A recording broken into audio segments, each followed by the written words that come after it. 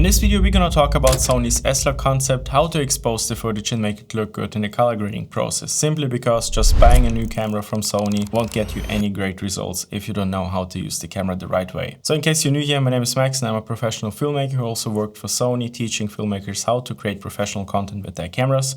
So I guess I'm well qualified to help you out. So let's start with the SLOG concept.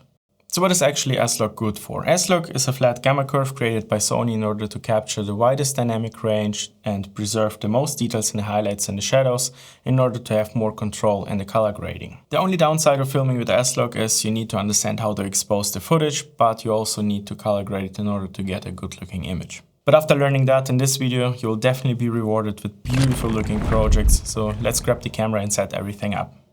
In order to activate the log shooting mode, we need to go into the menu, image quality, log shooting settings and select flexible ISO. The color gamut should be SLOG gamut Cine / SLOG3. Depending on the camera model, you maybe won't find this tab, therefore you need to go into the exposure and color tab, color and tone, and choose the picture profile number 8, which is also giving you as gamut Cine SLOG3. After doing that, you need to go into the setup tab, display option, and set the gamma display assistant to auto. This will give you a Rec. 9 image preview in order to have a normal looking image on screen. By the way, Sony did an update on their cameras, giving us the option to import custom LUTs. Therefore, I have created professional LUT collections, which you can use inside your camera for a cinematic preview, but also for the color grading process in the post-production. Feel free to check them out, I'll put a link down below. Now let's move on with exposing the image.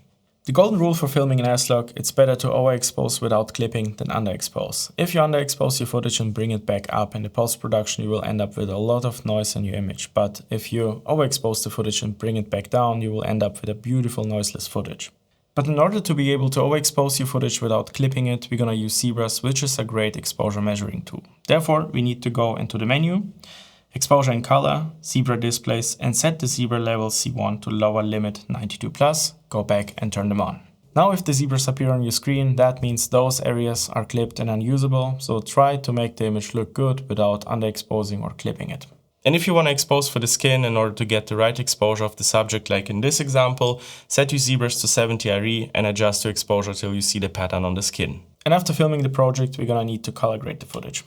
After importing your footage into your editing software, you will end up with a lot of gray, flat and boring footage, which is totally normal since you have to normalize it first. Therefore, you can use Sony's original conversion LUT in order to bring your log footage into your Rec. 9 color space and work on your exposure, your contrast, saturation and white balance. And if you want to get those beautiful cinematic colors, feel free to check out my online store. I have created beautiful LUT packs giving you the perfect color grading with one single click. So yeah, I hope you liked this one. If so, give me a thumbs up. And if you want to see more of my content, subscribe to my channel. I hope to see you in my next one.